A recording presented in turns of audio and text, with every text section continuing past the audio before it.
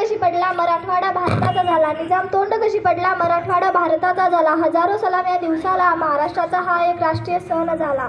अध्यक्ष महाशय व वंदनीय गुरुजन वर्ग, उपस्थित मान्यवर व माझ्या मित्रमैत्रिणींनो, सर्वप्रथम सर्वांना मराठवाडा मुक्तीसंग्राम दिनाच्या खूप खूप शुभेच्छा। आज 17 सप्टेंबर याच दिवशी निजामाच्या जुलमी अन्यायीवर राजवटीतून आपला मराठवाडा मुक्त झाला। 15 ऑगस्ट 1947 रोजी आपला भारत देश स्वतंत्र झाला, पण मराठवाडा मात्र निजामाच्या ताब्यात होता।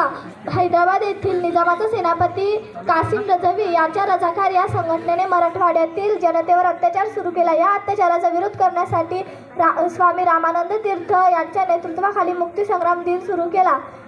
स्वामी रामानंद तीर्थ यांच्याबरोबर अनेक नेत्यांनी आपल्या जीवाची पर्वा न करता चळवळीत सहभाग घेतला। निजाम शरण येत नाही हे पाहून तत्कालीन गृहमंत्री सरदार वल्लभभाई पटेल यांनी 13 सप्टेंबर 1948 रोजी पोलीस कारवाई सुरू केली। 17 सप्टेंबर 1948 रोजी निजामाचा सेनापती व निजाम शरण आले। अशा प्रकारे 17 सप्टेंबर 1948 रोजी निजामाच्या जोखडातून मराठवाडा स्वतंत्र होऊन हा संग्राम यशस्वी झाला। धन्यवाद।